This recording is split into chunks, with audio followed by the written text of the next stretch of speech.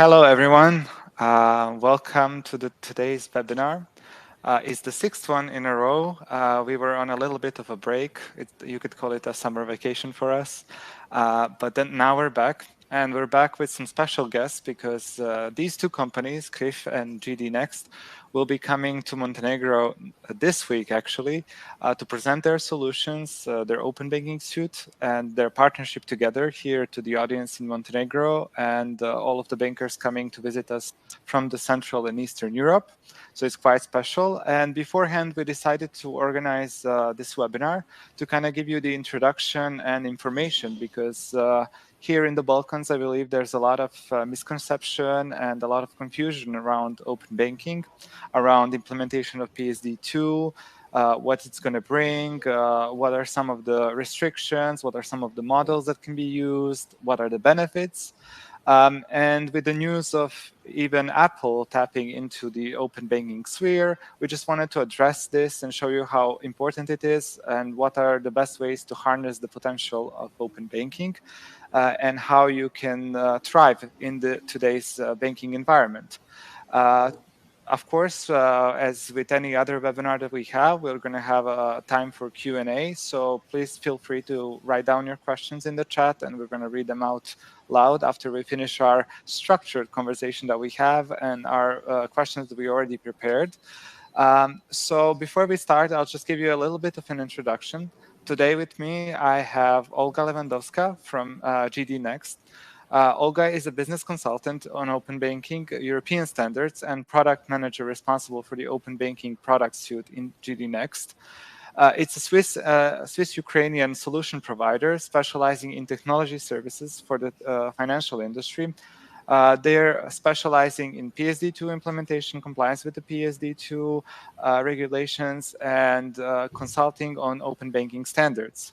Alessandro Vilardi is an EMEA and Asia Markets Digital Director at CRIF.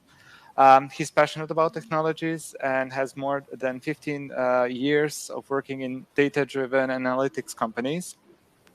CRIF is a large company. It's a global company specializing in credit and business information systems, analytics, outsourcing, and processing services, as well as advanced digital solutions for business development and open banking. Wow, I really did this in one go.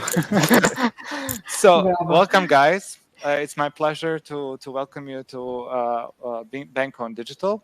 I will start quickly by asking you this question of how did your two companies came to work together? How did your partnership came to be?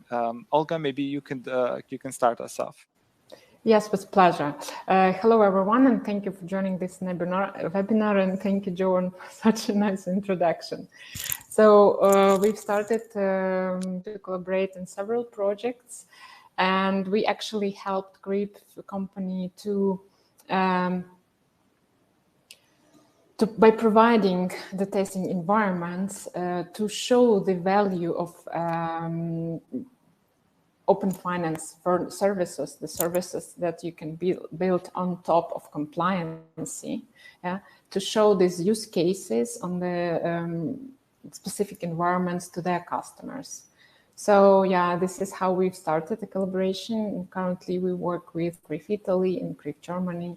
I believe our collaboration will bring more and more insightful values for CRIF and other customers. Mm-hmm.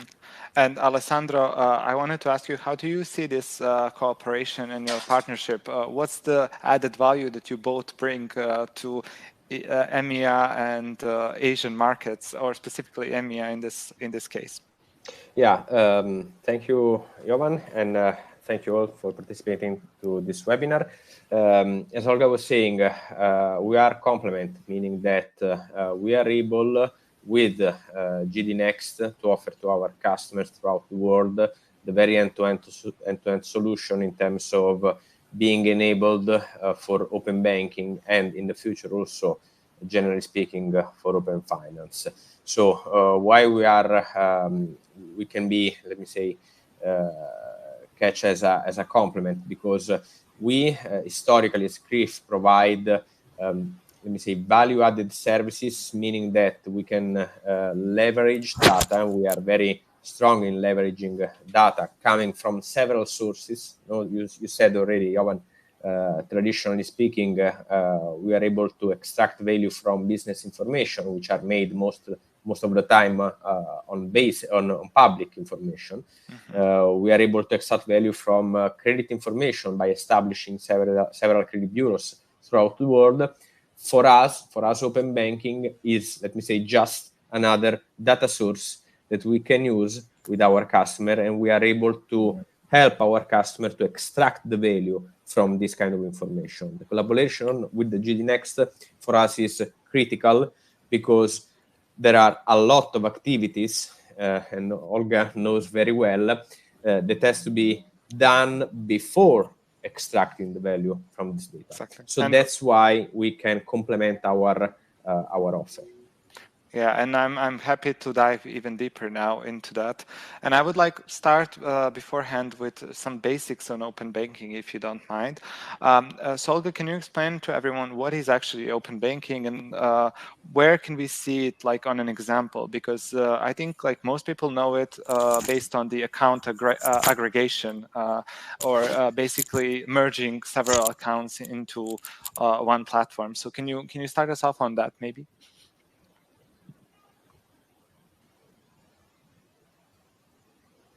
Let me start, yeah. Yep.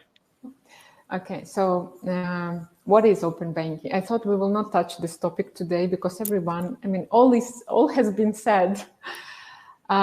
Yes, but what is in fact with the obligation for financial institutions, for banks particularly, to open access to account information of their customers and to allow new market players, new ecosystem members to initiate payments. So the initial intention was the competition and interoperability. But of course, this initial goal is realized together with other, let's say, intentions. And with access to the data, with the ability of aggregate data, we receive much more. Yeah, we receive ability to analyze data more precisely, to make more correct decisions, yeah, based on this data. So it, in fact, open banking in this mandatory pool of services impact on a lot of connected industries, and it impacts on many different services that could be provided, can be provided within the financial industry. And then, of course, it's just the start for the open finance, because outside of banking and typical payment services, there will be more and more financial services. And this is the way how we all ecosystem members should learn how to operate with this framework. And then this framework will allow you easily to onboard new and new services and bring new and new values to your customers. I like how you highlighted specifically like data many times throughout your response, and I think that's basically something that's really talked about today is like how traditional banks can, or like incumbent banks can actually better use the data, because it seems like today that neobanks are thriving with that. They're onboarding customers in a seamless way. But we've talked before in this webinar series, and many of the speakers actually said that one of the main or like core advantages that the neobanks don't have, that the incumbent banks do have, is data, actually, because they're sitting on this data, and in most cases it's just unstructured, but like it has a lot of potential. So like with open banking and like sharing this data, and it shows, it enables the banks to actually have better and more accurate information about their customers, create more personalized customer journeys, and in the end, for the customer, the benefit is that he can have like a better overview of his own finances when we're talking about open finance, and that he can have better control and quality of his life even because his financial health is stable, right? Now let's get into the part of getting to the open banking, right? Because you're both companies, or throughout this partnership, you guys bring solutions for API management and open banking to the banks that you work with. So can you tell me more about this? Let's call them the building blocks of open banking, because you have a presentation, Olga, that you prepared. I would like us to get into that and comment on those slides.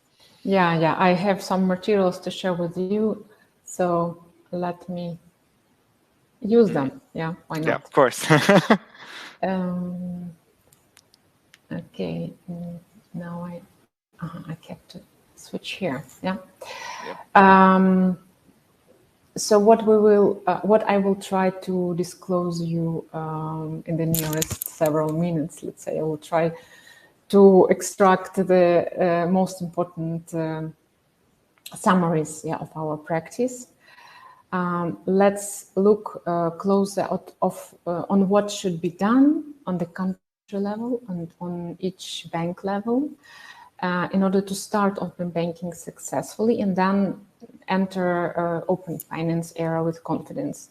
And then I will show you a bit best practices of open banking implementation, while Alessandro will complement my the information with the use cases, value-added services and examples that actually disclose opportunities hidden behind the compliance part. Yeah, because usually banks see the compliance part, and at that moment they are so stressful that they are not able to see the horizons that they actually enter. Yes. So see here you can see the diagram. So on the left we have data consumers, on the right the data suppliers, and they are all the participants of this framework. So what I want to stress today is that the key, let's say, elements that have to be considered when we implement open banking framework on both levels. Why both levels are important? Because and this is again the expertise that we have in countries where governments, national competent authorities are very well prepared. The implementation goes smoothly. In countries which are not, then we have, as a result, these deviations in the implementation and all the problems that as an outcome. So first of all, regarding the TPP, general TPP onboarding and registration, on the country level, there might be a clearly regulated process, the process of passportization, and of course the requirements. But at the same time, from the ISPSP side, TPP onboarding will be performed while authorizing the request for payment initiation or account information. And important here is to mention that in order to do this first interaction successful without any problem, banks should think in advance about the preparation of API documentation in the sandbox, where the PSPs can test the connection, and then during the first production onboarding, they will never meet any problems. Yeah. So then, of course, an important part here is the definition of mandatory services, some parameters of them, and this will require from the bank to support them. From the technical side,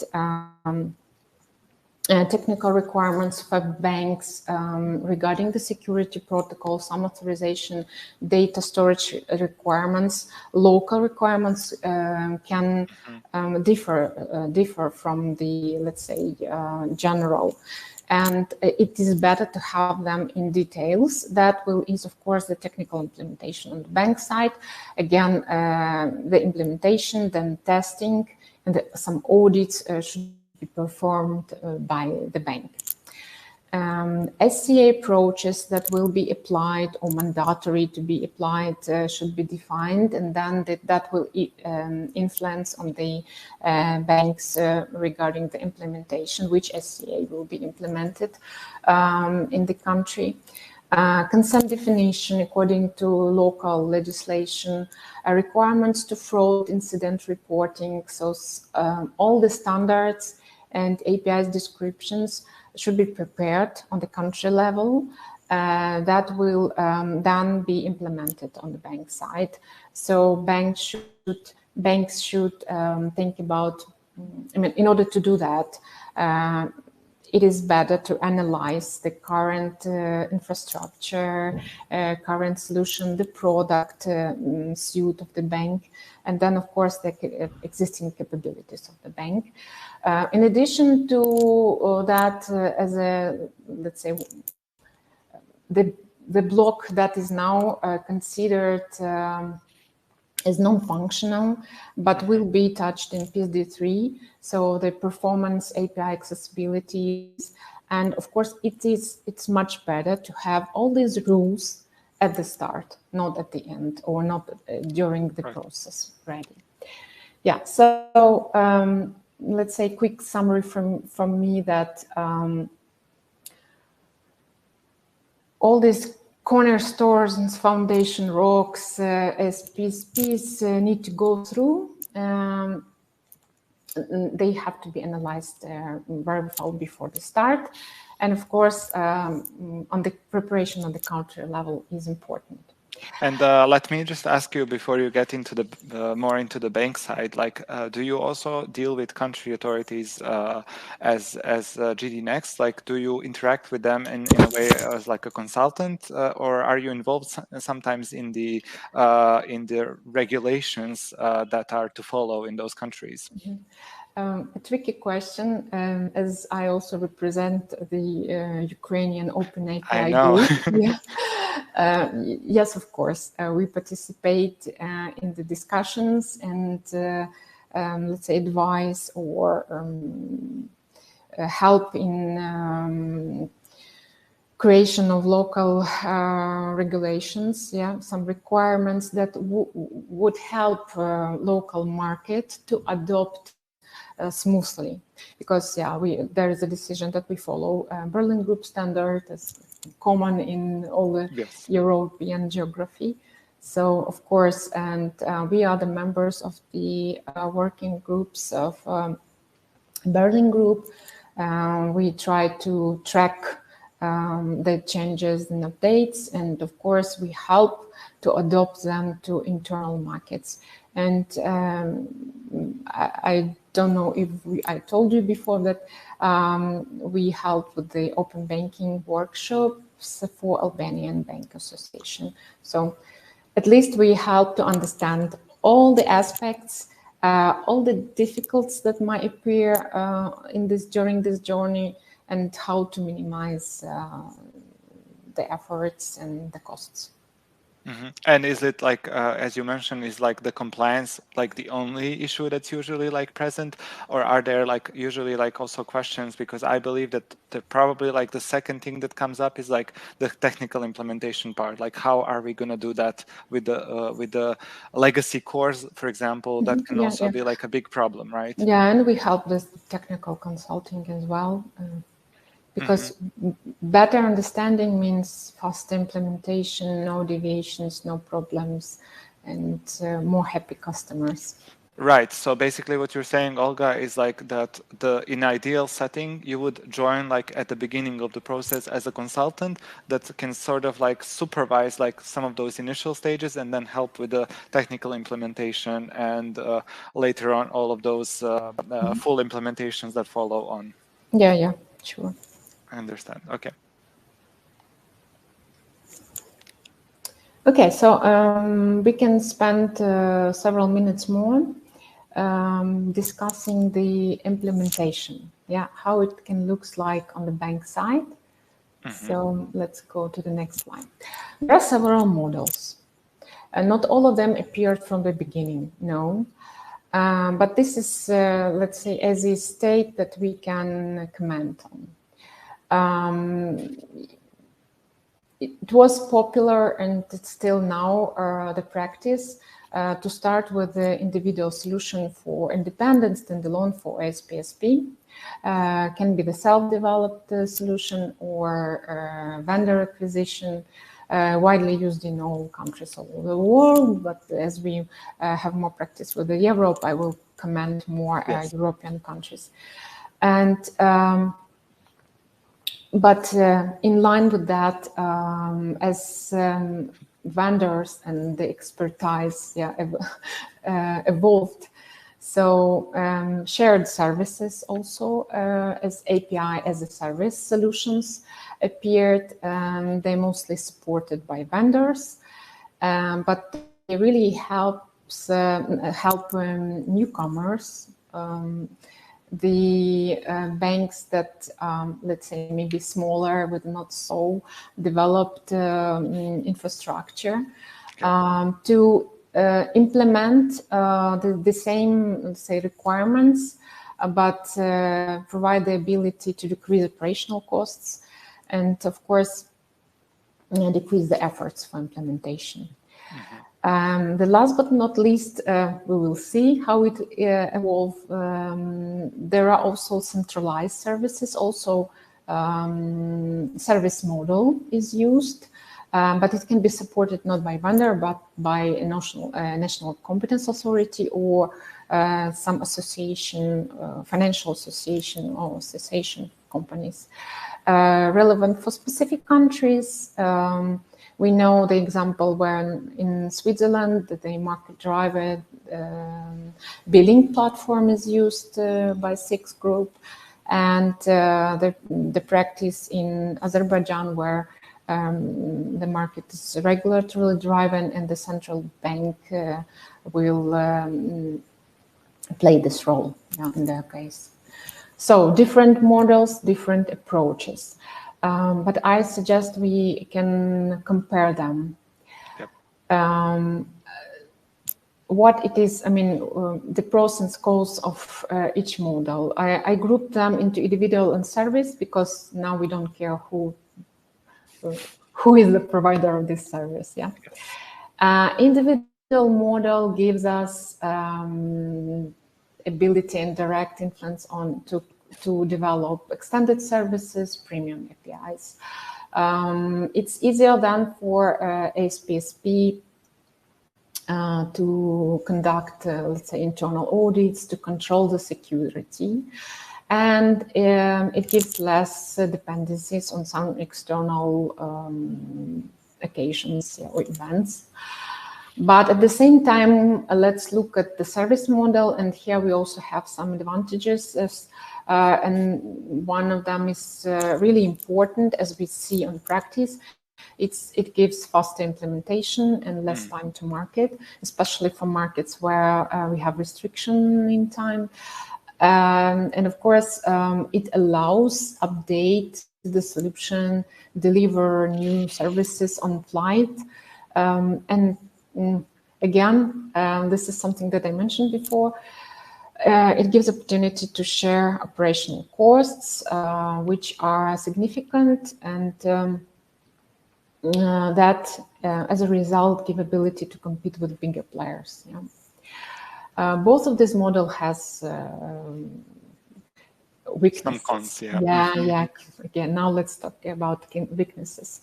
For individual model, it will be higher TPP onboarding costs, high operational costs, and slower speed of updates. Of course, for matured market players, for huge banks with the matured teams, maybe this will not be a problem. But we saw different examples, and this is the weakness that you should consider as a bank. Then for service model, as a weakness, I can name that there will be no direct access to APIs monitoring, but anywhere there will be a dashboard, so the information will be available, but you cannot manage it directly. There will be dependency on implementation of extended services and maybe some additional costs related to that. But in general, each bank, each ASPSP should, as I referred before, analyze the existing capabilities and make the decision that is relevant for the bank, for the situation, for the market conditions. All should be considered. Yes. Mm-hmm. I believe that also you probably will touch upon use cases, but you probably had use cases where like even the bigger banks went for the service model because of that first thing, which I think is very important today, and that's like the fast implementation. Yeah, it depends. It depends on the situation a lot, and all aspects should be considered before making a decision. All models now are available, so. Yes. Okay. Yeah. And what are some of the prerequisites? I believe that was like your next slide. Yeah, that was, I lost control, maybe, no. Yeah, and best practice means you have to be well prepared. If you're well prepared, you should follow the prerequisites to be well prepared, yeah. What we consider here is that SPSP should focus on having in place a dedicated product team, having in place testing sandbox, a developer portal, simple to collaborate with. Of course, reliable infrastructure is important. API documentation is important. Consider your business model and, of course, the use cases that you will focus on the first time. Yeah, you should always see the next step. Again, an important thing which will be in the next iterations of PSD, the directive, the performance monitoring and support, reporting, fraud reporting, all these elements. Right. Yeah. I just had one question to ask you, like, because today, there are like companies, I mean, your competitors, who are also doing the API management and offering these open banking solutions. What is usually your USP that you go with? Because I know you bring a lot of knowledge since you've been consulting and working with the National Bank of Ukraine. You've been also holding these educational workshops for not only for the Albanian Association of Banks, but also with the SME Banking Club, which is an organization on the level of Central and Eastern Europe. What are some things that people usually consider, except the cost? Let's say, what is your USP when it comes to considering you as a vendor? Well, costs matter. Always. But also what is important is solution flexibility, the scalability, potential for growth, for integration with internal systems, with future use cases. And finally, I mean, maybe it wasn't like that before, but these years, customers are interested in the potential use cases of open finance that also can be implemented within the open banking framework. So this is the reason, maybe, we see the importance of collaboration, because we cannot be only the provider of the compliant part of the solution. We should help our customers to build the complex solutions and help them with the customer service options and improving their current products, let's say, and processes. Thank you, Olga.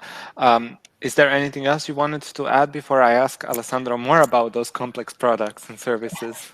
Yeah, before we move to complex, if you remember, I mentioned before that I want to tell you something important about the dev portals and, and the sandboxes. You can see here the best practices. Yeah. Why the developer portal and sandbox? I mean, this is my mission. I tell this everywhere, and I believe you will finally confirm my words. This is very important. Leaders, successful cases, successful SPSPs, they did that with the proper attention. Why? Because Dev portal will ensure the smooth TPP onboarding I mentioned. Yeah, it also plays the role of API guidance, and actually it promotes your premium APIs. Nowadays, dev portals became a collaboration and network tool, and they serve also as a business instrument. They sell, and let's say, in combination with the dev portal, you have to provide the ability for PSPs to test the connection to your mandatory APIs or extended APIs, your premium services. And having up-to-date operating, ideally dynamic sandbox, but okay, it could not be ideal, is crucial for your efficiency because it allows test new features, services on the go. So integration of your new APIs, integration of new PSPs will be real within 1 day, 1 week. Then you will receive direct feedbacks, and it will really become a collaboration environment. So yeah, I believe here I have like key elements of the dev portal, but I believe it will serve you,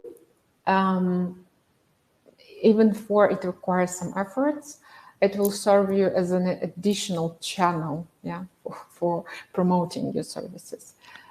Pay attention and notice, learn from, let's say, best practices. Yeah, I also prepared. We can skip that, I believe, but I also prepared kind of checklist for SPSP that might help you in your internal preparation and implementation process. And of course, you should consider compliance part of open banking as a basis of further development, of further growth. And think about these benefits, focus on your customer segments, on your strengths, seize all the opportunities, and then create a plan, yeah, how you will reach to that point. So now, of course, Alessandro might help me, all of us, to look at the insights from the added value services. Thank you so much, Olga. I'll just say that we'll share this presentation with the audience, with all of our subscribers, so they can see this really useful checklist, and they can also check those market leaders, let's say, such as Deutsche Bank, how they're doing it, and with their portals, so they can, start with something that's really strong and that really works. So Alessandro, now let's get to you and the use cases and the added value. So we talked a bit about the added value and the complexity. Like, let's say, let's reiterate that, with PSD2, it's not only like, let's say, just a compliance issue. It's not only like, hey, we have to do this. We have to, invest into opening the APIs and changing even the core infrastructure sometimes, because I've heard that like a lot of banks had to do that. Why is that? Like, what's the benefit for the bank? Yeah. Okay. So let me say, we started the discussion today saying, thanks to Olga and GDNext experience, that several tasks has to be performed by the bank in order to be ready, let me say, for the PSD2, PSD3, and whatever will come in the future revolution. But in the very end, there will be some material benefit, not only for the bank, okay, but for the entire economic system. And this will put on the same table, on the same page, both, as you were saying, Jovan, the incumbent, the established bank, and the new players, even though some of these new players may be in competition with the incumbent. But as a matter of fact, when there is competition, the economy of a nation grows. Okay, so that's the point. That's one of the main reasons behind this kind of legislation, which obliges the bank to provide access to their own data. And we provide, just 1 second, we'll provide also in the very near future insurance to give access to their data. And so many other industries will follow. Okay, we are talking about open finance, open data. So at the very end, which are the main benefits? Let's consider that for both the incumbent and the new players, when talking about open banking, we are talking about, as I was saying in the introduction, a new data set. Okay, so every time we have to deal with a new data, or database or data set, whatever it is, it is clear that there will be some work to be performed on this new data in order to use this new kind of information into existing process. Okay, so the benefits, the main benefits can be divided in two main areas. Let me say, first one is the most easy to understand. Okay, which is the risk assessment. When banks, but also financial institutions, generally speaking, such as consumer finance, for instance, is when they are evaluating a request coming from an individual or coming from a company in terms of loan, just for instance, currently, I think that each and every bank or financial institutions rely on data. This data may come from outside, business information, consumer information, meaning credit bureau, etc., may come from the inside, from the fundamental part of a customer. Okay, so the historical data. So we just have, let me say, to just add an additional data sources. So data coming from other banks. These data coming from other banks are a powerful, very powerful source in order to integrate, not to substitute, integrate the existing acceptance and scoring model. And we have, as CRIF, proven experience on the higher level of accuracy that existing acceptance model can gain just by adding the open banking raw data, okay? Without any kind of other calculation, analytics, score, etc. Just adding the raw data coming from another bank, my bank can be more accurate in evaluating my request. Think what can happen when on top of the raw data, we can add analytics, we can add score, we can add KPI. Okay, so this is the main, let me say, area of the benefit for the bank. The second area is operational efficiency. That means, as a matter of fact, that from the customer perspective, from the user perspective, I can skip the upload of document. I can skip the upload of my bank statement document.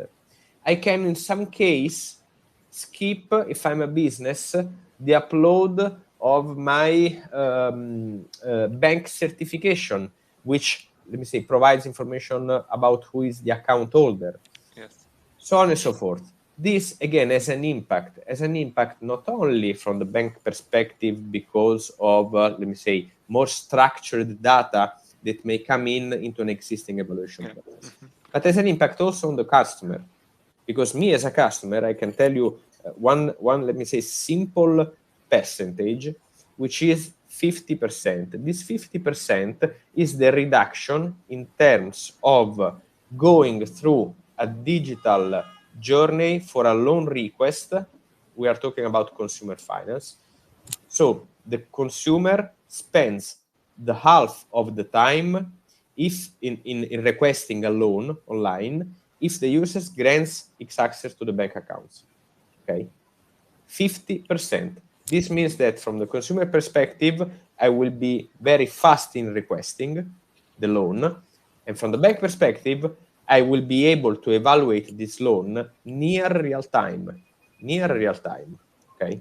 This, of course, has an impact in terms of volumes for the banks.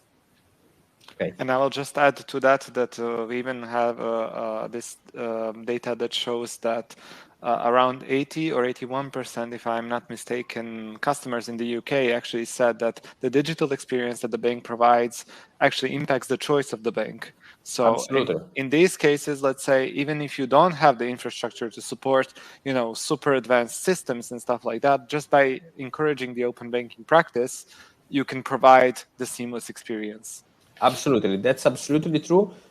We have experience of several very big banks throughout Europe that are using our open banking solution because this is for them the first step in order to fill the gap with the new bank, the new digital bank.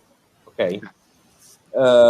Let me spend some minutes more on the power of this kind of data. Let me do an example because maybe it can help in understanding what I'm trying to say. Let's, for instance, imagine that me and you, Jovan, we are two entrepreneurs. We have our own company, okay? And we both go to Olga. We have also the same turnover. We are, let me say, brother in business, okay? With two different companies. And we go both to Olga, who's the bank, asking for a loan, okay? The traditional way for Olga, for the bank, to perform an assessment of us is to take a look at business information, credit information.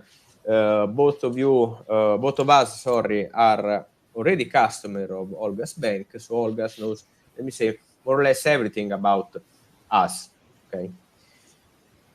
But what happens if I say that you, Jovan, are a father, you have a family, you spend all your money in buying, I don't know, school stuff for your children, you go on vacation with your wife, with your children, you are, let me say, an ideal man, and at the same time, I spend all my company revenues, let me say, from my activity, my own activity, in gambling and in, I don't know, OnlyFans subscription. Okay.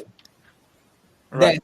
That information will dramatically change the way Olga has to deal with us, with our own loan application. Because one thing is, if you take a look at the business, the corporate economics, then we are equal, okay? Yep. But those money, for me, I spend this money in alcohol, gambling, and so on, okay? This means that Olga will have to take this in consideration when evaluating our loan application. Okay, and Right. this is an information that can only come via open banking. There is no way to get some information. Yes, because you know better the spending habits, and you take Exactly. into consideration where the money is going, not only where it's coming from. Exactly. And let me also add, to build on top of this, that the same information, for instance, the gambling, is a risk indicator for banks, Yes. for consumer finance, maybe a propensity indicator for gambling companies. So there are always two ways to see the same piece of information. One thing is risk, the other one is operational efficiency, is marketing insights. If I'm able to understand how my customer is spending their money, then I will also be able to target more specific offer. I had just a case a couple of years ago, my old bank, and it was a digital bank, okay, not a traditional, not an incumbent, it was a digital bank, was hammering me in email with emails and into the home banking app, proposing me an American Express. I'm an American Express customer since 2010. Okay, 13 years. This is an information that my bank should know because I pay American Express with my bank. So why are you asking me to apply for an American Express? Right. Guys, you should know these Exactly. things. Yeah, and I mean, when it comes to we talk about open finance, but it's not only about the financial players there. It's also like about retail companies there. It's also like about other tech companies there, because, for example, that's why I think Apple is tapping so much into the open banking now in the UK, starting in the UK as a test market, but I believe it will bring that to the US and other markets where it's operating as well, because knowing how your customers spend money is such an invaluable indicator for everything. Where, which Exactly. marketing campaigns are you going to use to personalize the experiences? Which companies are you going to work with? Because today it's all about partnerships, right? And if majority of your customers, prefer traveling, maybe you want to consider working with a travel operator where they're spending a lot of money already and they have trust in them to provide better experiences and even better loans, better banking products, services that all feel hyper personalized. Absolutely. Takes also into consideration this another thing. Most of the time, banks, but not only banks, okay, but we are talking about, say, the banks and the financial institutions, generically speaking, always tries to get new customers, okay? Getting new customer is not so easy. One, because you have a lot of competition. Second one, because you have to evaluate, again, starting from scratch someone, okay?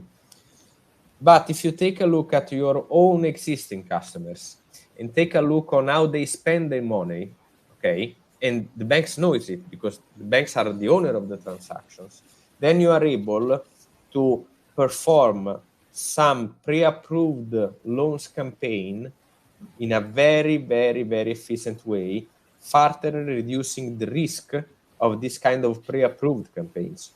So, taking a look at the transactions coming from third parties, thanks to the open banking, or taking a look at their own transactions is the key to accept more, accept better in terms of risk, and also to improve the business volumes, because the knowledge, as a matter of fact, is the power for each and every of us.